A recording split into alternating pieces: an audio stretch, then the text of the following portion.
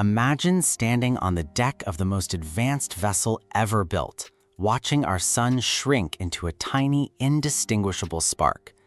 You are traveling at speeds that make fighter jets look like crawling insects, heading towards Proxima Centauri. It feels like a triumphant beginning. In reality, this is a funeral procession.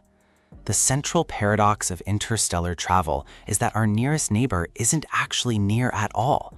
This obstacle isn't a lack of engines or funding. It is a fundamental law of the universe that turns the void into an inescapable cage. We often look at the stars and see a map, assuming that because we can see a destination, we can reach it. Proxima Centauri is only 4.24 light-years away. By cosmic standards, it sits in our backyard. But space is not just empty, it is a mathematical nightmare. That distance translates to roughly 40 trillion kilometers. To ground that in reality, if you drove a car at 100 kilometers per hour, you wouldn't arrive for 45 million years. Even our fastest machine, the Parker Solar Probe, would take over 6,000 years to cross that gap. That is longer than all of recorded human history. We aren't just fighting distance, we are fighting the sheer scale of time. This challenge renders our biology obsolete before the journey even begins. Interstellar travel is governed by a merciless mathematical trap known as the Tsiolkovsky rocket equation. To go faster, you need more fuel, but fuel has mass. That mass requires even more fuel just to move the weight of the propellant itself. This creates an exponential spiral that physics rarely lets us win. According to NASA, to accelerate a medium-sized spacecraft to just 10% of the speed of light, the bare minimum for a multi-generational trip, you would need more energy than the entire world consumes in a year. Chemical rockets, the kind that took us to the moon, are fundamentally useless here. They are like trying to cross the Atlantic Ocean on a pogo stick. The physics simply do not scale. Even if we used nuclear thermal propulsion, the sheer amount of weight would make the craft impossible to steer. We aren't just limited by our engines, we are limited by the fact that the more power we bring, the heavier and slower we become. Every gram of shielding or food we add adds years to the arrival date. It is a game of diminishing returns where the house always wins. While we struggle with the weight of fuel, the void itself is preparing to tear us apart. Space feels empty, but at interstellar speeds, empty is a relative term. As a ship accelerates to 20% of the speed of light, the thin haze of hydrogen gas and microscopic dust particles becomes a wall of high-energy radiation. A single grain of sand hitting a ship at that speed has the kinetic energy of a hand grenade. The ship doesn't just hit the dust, it is eroded by it. It's like driving a car into a sandstorm at 1,000,000 miles per hour. Eventually, there is nothing left of the car. You might think a thicker hull is the answer, but the real danger isn't hitting something, it's what is already inside the ship. While the hull is being sandblasted by the cosmos, the crew is being cooked from the inside. Without the Earth's magnetic field to shield them, galactic cosmic rays relentlessly bombard the human body.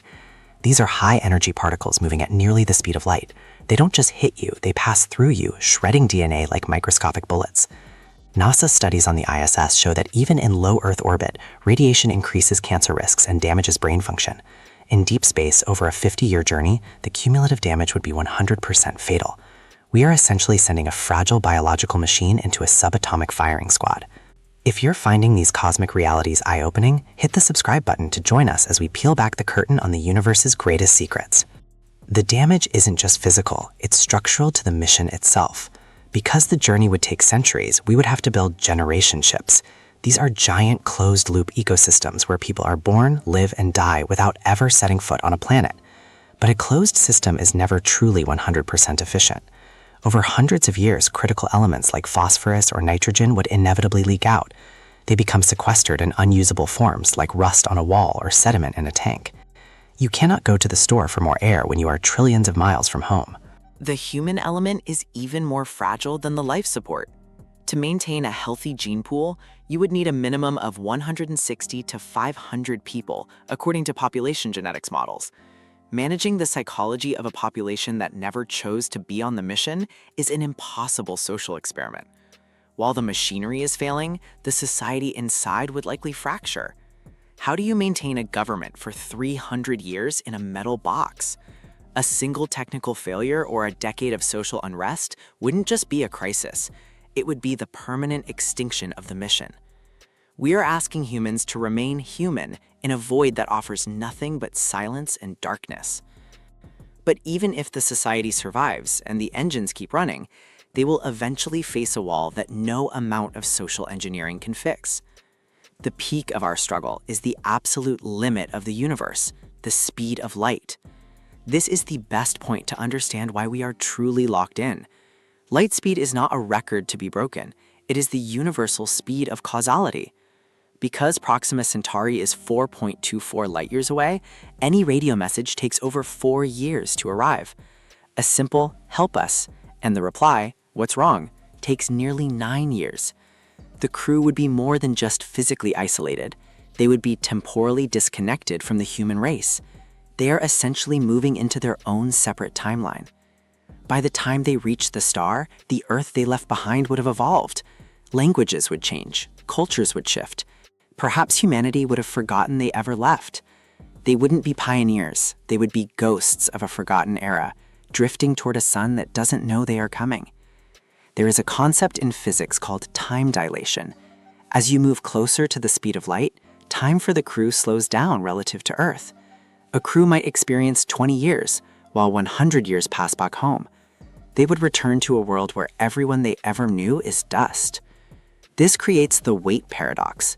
If we send a ship today that takes 200 years to arrive, we might develop a faster engine in 50 years. That second ship could take only 50 years to arrive. The second ship would beat the first ship to the star. The first crew would spend their entire lives in the dark, only to arrive and find that their destination has already been a colony for a century. Why would anyone volunteer for a life that is mathematically guaranteed to be obsolete before it ends? This is the final blow to the interstellar dream. It isn't just that it's hard, it's that it's pointlessly lonely. We are built for a world of instant feedback and social connection. The stars demand we give that up for a ghost story. We are asking people to jump into a void where their birth, their life, and their death will happen in the gap between a single message and its reply. There is one thing I didn't mention at the start of this video that makes this entire mission a biological impossibility. Everything we've discussed assumes the human body stays the same, but it doesn't. While the crew is traveling, their bodies are undergoing a quiet, permanent transformation. In the low gravity of a centrifugal ship or the microgravity of a coasting one, muscles atrophy and bones turn to glass. NASA has found that astronauts lose 1 to 2% of their bone mass every month in space. Over a multi-decade journey, the crew's skeletons would become so brittle they would shatter upon arrival at a new planet. They would be biologically locked into the ship that carried them. The microbiome, the bacteria in our guts, would also shift. Without the diverse bacteria of Earth to keep our immune system sharp, the crew would become hyper-vulnerable. Their own internal bacteria could mutate into something unrecognizable in the radiation-heavy environment. If they ever did find a way back to Earth, our world's common cold would be a lethal plague to them. They are not just leaving Earth, they are losing their immunity to it. The final resolution is a sobering one. The universe hasn't just given us a difficult task, it has given us a boundary. We are Earth creatures. We are fine-tuned for this specific gravity, this specific atmosphere, and this specific distance from a G-type star. When we try to leave, our bodies begin to unspool. The Great Barrier isn't a wall of fire or a lack of fuel. It is the fact that we were never meant to exist anywhere else. Looking back, the shift in our perspective becomes obvious. We once thought the ocean was a barrier, then the sky, then the moon. But the stars are different.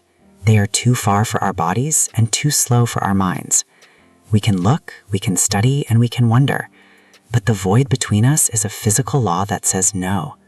The dream of the stars is a beautiful one, but it is a dream that ignores the very cage we are built from. We are travelers in a solar system that is both our cradle and our only possible home. We dream of expansion, but the universe has built a wall out of physics. We are bound to our sun by ties of biology and time that no engine can sever. There is something I didn't mention about the final message we'd receive. Watch this video next to see why Mars might be our final stop.